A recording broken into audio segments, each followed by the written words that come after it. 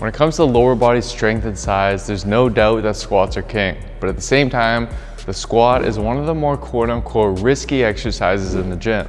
In fact, research in train lifters often finds that squats are the most commonly cited injury-causing exercise performed in the gym. More specifically though, it seems that of these squatting injuries, the lower back tends to come up as the most frequent site of injury, which is simply because the spine is biomechanically the most vulnerable of the joints when squatting.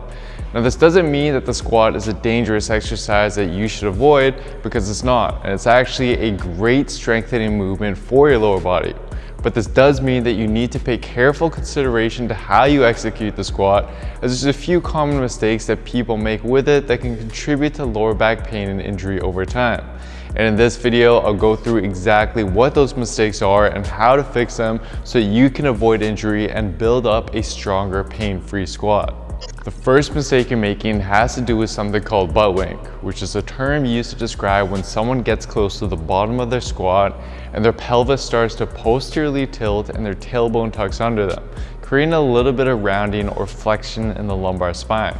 And although there is some controversy behind this, research does seem to indicate that this subtle rounding of the lumbar spine is associated with spinal disc injuries and can become problematic over time, especially when it's done repeatedly with heavy loads as we do in the weighted squat. So instead, we ideally want the pelvis to remain as neutral as possible as opposed to rounded at the bottom position of the squat. Now, although some individuals just can't change the amount of butt wink they experience due to anatomy issues where the femur actually only has so much available range of motion and means that deep squats just wouldn't be best for them, most individuals instead experience this butt wink due to mobility issues, with the most common issue being a lack of sufficient ankle mobility. In fact, in two recent papers that analyzed the effect of ankle mobility on the squat, they both found that when the ankle mobility in subjects was put in a restricted condition to simulate poor ankle mobility, there was an increase in lower back stress as well as a greater amount of lumbar flexion or butt wink seen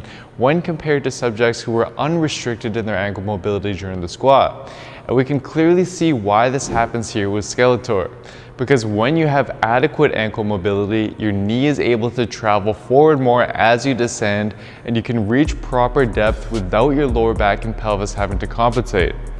But on the other hand, if your ankle mobility is restricted, your knee can't travel forward as much. So in this case, if you wanted to reach proper depth in the squat, you just wouldn't be able to because your body would fall backwards since your center of gravity has shifted back. So to compensate, to prevent this from happening, what the body does is it's going to round the back and the pelvis so that you can achieve proper depth without tipping backwards, which is why having tight ankles is often the culprit to this butt wink problem. I mean, I personally have very tight ankles, and for example, when I do a barefoot squat without warming up, you can clearly see butt wink occurring. But if I then raise my heels up on some plates as I squat, the butt wink completely disappears because the lift helps with my ankle mobility. So what I suggest is that you film yourself and try out this little experiment to see if this is indeed the case for you as well. And if it is, then what you want to do is simply start incorporating ankle mobility stretches daily and before you squat, as that's been shown to significantly improve ankle mobility restrictions. So exercises like various weighted ankle stretches, wall ankle stretches, and just holding a deep squat are all great daily movements that you should be doing to quickly improve your ankle mobility. In addition to this though, some quick fixes are to 1, use a wider stance, as this is going to enable you to squat deeper with less ankle mobility since the knees don't have to travel forward as much. And 2, invest in lifting shoes, as these provide a heel lift which helps with your ankle mobility, and I'll leave a link down below to the ones that I use and recommend.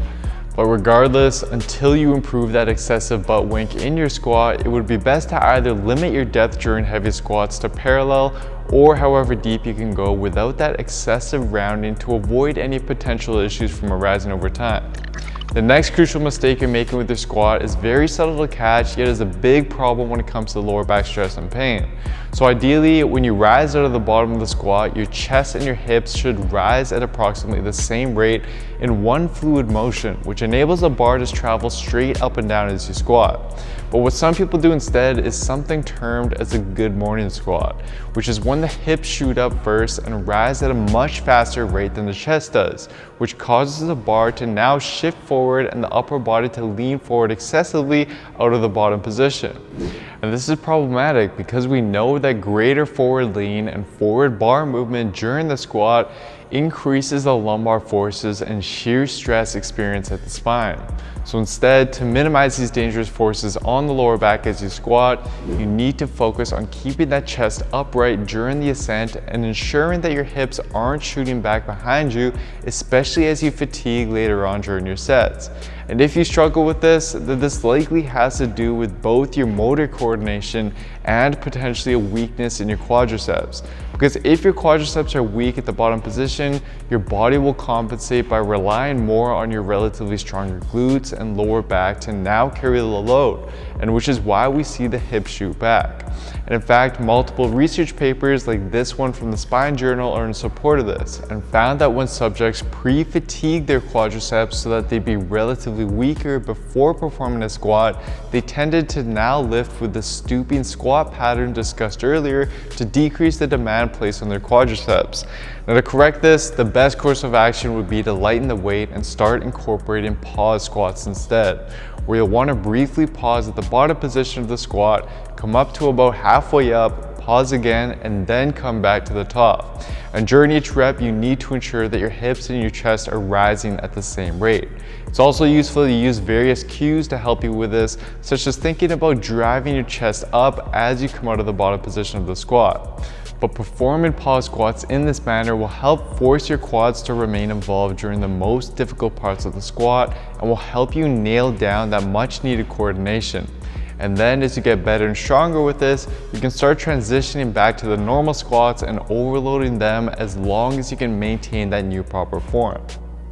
Now the last mistake has to do with how you actually breathe during your squat, which is something that most people overlook. So I'm sure many of you have been advised to breathe in on the way down and breathe out on the way up for our exercises. Although this is fine to do for most exercises and sets that are less strenuous, when it comes to your more fatiguing and heavy sets of barbell squats, doing this is going to result in a ton of instability as you lift. So instead, you need to use a breathing technique that increases something called your intra-abdominal pressure within your abdomen as you squat, which has been shown in multiple papers to stabilize and protect your lower back when squatting by significantly reducing the spinal compression and lumbar load that it experiences. And to do so, you want to think about it as if you were going underwater every time you squat. So to start, take a big breath into your abdomen and then brace your core as if someone were about to punch your stomach.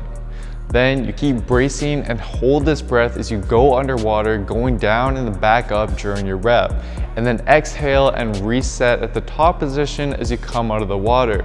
It does take some practicing to get used to, but it's essential that you do, as it will lead to a stronger, more stable squat and better ensure that your lower back is protected as you start working with heavier weights. So to sum the video up, here is the exact action plan you want to take with your squats. I would highly recommend that you actually take the time to film yourself from the side, or just get someone to film for you just to see if you're making any of these mistakes. But by being aware of these key points as you're squatting and implementing the necessary fixes for them, you'll be able to both alleviate any lower back pain you may be experiencing when squatting and better protect your lower back from injury in the long run.